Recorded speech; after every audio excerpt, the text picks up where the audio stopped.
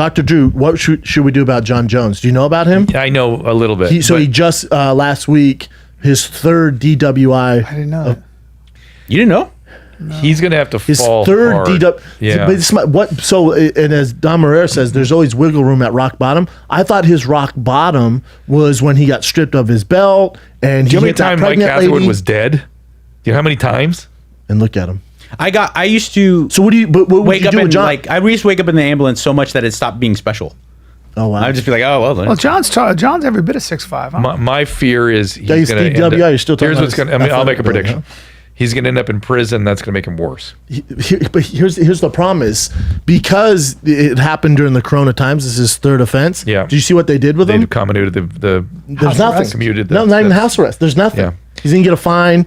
But guys like that, man, they gotta fall hard. They gotta have some real serious consequences. Like he feels bigger than life because he is.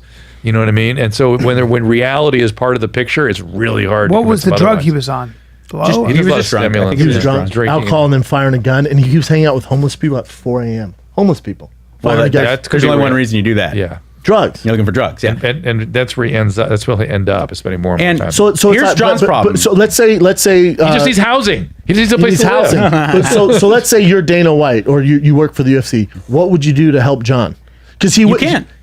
You can't, right? Because he said he was going to rehab. He told Ariel Helwani. Ariel said this with his podcast, Daniel Cormier. He goes, he went to rehab, and I talked to him shortly after that. He goes, every summer I'm going to rehab just because I felt so good. I'm going to do it every summer. And he said right before he fought Dominic Reyes, which was just a few months ago, before the fight, John was drinking again, which is a bad sign. Before the fight, it was before Super Bowl Sunday. He's in Miami, 4 a.m. drunk. Yeah. This is the weekend before the fight. And Ariel goes to him, "Are you still going to rehab?" He goes, "I don't need it anymore." Right. Here's the problem with John Jones, and I'm not saying this as someone who has any expertise in this. I'm saying this as a guy who can see it. Yeah. And I've seen this, unfortunately, too many fucking times, where it'd be either an attorney or someone in finance. It doesn't matter. As an entertainer, I knew personally, some people are too talented for their own good. That's why I said John Jones can go in and beat most people, if not all people, in the light heavyweight division without training at all. But he's barely getting by now. These guys because he's not taking it serious, he's barely getting by. It will fall apart. Some people thought he lost his last fight. Some people thought he lost his fight, so he's etching by. So you think he'd be like, all right, I'm a fuck up, but I need to get it somewhat in control because I'm close to losing. Maybe I have a close friend of mine who's a world class grappler who he and I kind of got cleaned. Do I know him? Yeah, but he's not open about his struggle. So I'm trying to. Did he fight too? No, okay. just grappling. But he's a ADCC champion, and he and I kind of got clean together, and he and I care about each other very much. And he had a lot of struggles early on because he could literally stay up all night, smoke 4 packs of cigarettes, hit a couple bumps on the way to the mats, and crush everyone. I know. And because I could look at it and go, I literally had nowhere to go. I was in a hotel in Inglewood at daytime watching Jenny Jones fucking hit tinfoil, made a little tinfoil pipe, and I struck one fucking look at myself in the mirror, and I was like, oh, there's nowhere to go here. I can die or I can do something, and that was it. And seeing yourself as you are is often these moments of clarity. So he's got to have that. But Mike's point is well taken: is that these guys that have lots of power, lots of money, incredible ability, lots of trauma growing up, lots of narcissism, and lots of drug addiction biology, combo. Very hard thing to fight off. Would you reach out to him, Dr. Drew, or no? For what? I'd be wanting someone like that to spend 2 years away. And he didn't want to hear that. He had 2 years away. That's what's crazy. He had 2 years away. No, he means 2 years away in treatment. He means 2 years away in treatment. Not 2 years away from the sport. 2 years away from life. So he's not fighting for a year. Is that what's No, he'll fight this year. Oh, he will. Yeah. I like his idea. What's the UFC going to do? Yeah. Well, I thought. What are they going to do? I thought there was a certain. Okay. He hasn't violated any. Is he allowed to fight in terms of the judge giving him this supervised provision? He has a month. Okay. So the UFC could give him a fight in November. The UFC's not going to do anything, John. I always feel that's the other thing is the UFC's they're playing ball as long as they can with John. Of course, they should have some sort of responsibility. That's the NFL thing. doesn't play that game. Not as hold up, doctor. Not as much like Antonio Brown. Like we can't. We fucking can't. He's no different than Antonio Brown. I will They're both tell you insanely that, talented. the biggest problem I had with any celebrity performer, musician, was that they were going back to work too prematurely, and they made so much money, and the people around them wanted them to do it. It was there's a lot of pressure. It was always what caused And the also relapse. to stick up for entertainers and athletes, there's a famine mentality about your work. If you're a great attorney or you're a great banker, you're a great electrician, you can always go back to your work. When everything is, like if you're if you're a comic or an athlete, a fighter, you're every fucking day away from it, you're like, I'm losing my career. John's I 32. saw that. Yeah. I saw that firsthand with a certain actor who was making a group of people a lot of money, and he had a spin out on cocaine beyond. And I remember his agent. I heard him say, "Don't worry, we'll get him sober and back to you in 3 weeks." Oh Jesus. I remember That's- it so well, and I was like, "Ooh, this is L.A." I was like, "Fine." And guess what happened to him? He spiraled even worse. But Yeah, of course. You would think with John, at some point, because this is third offense, I think he's at 4 now. You'd think someone in his nucleus, his team would go, dude, whatever we're doing is not working. Man. He will start to jettison anybody that gets in the way of his He's gonna using. kick them out, yeah. He'll just get rid of them.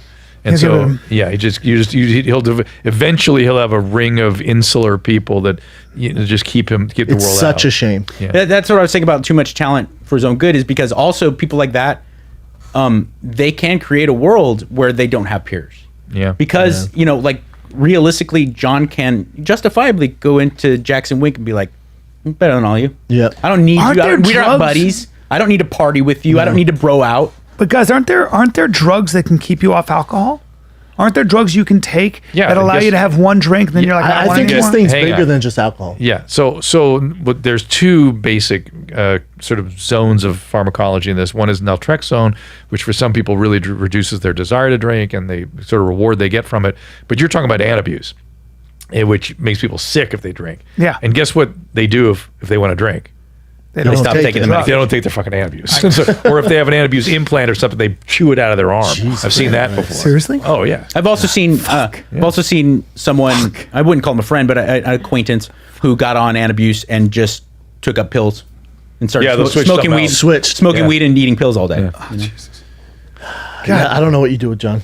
I have no idea. It's going to play out. It's going to have to play out how it plays out. I don't know that anybody has any control over I guess the only thing sometimes for some people is like we always say death or bottoming out, and bottoming out is really bad. I thought John hit his rock bottom when he hit that lady and she was pregnant and she broke her arm. And then he went back and got the cash and they stripped him of his title and suspended him for 2 years. I was like, that's rock bottom for that man. Nope. How old Yeah. is he? 32. Also, drug See, addiction. when he's 42, how bad it's going to get. I'm not You know, making he's 44. excuses. I'm not making excuses for John in any way. But drug addiction changes you.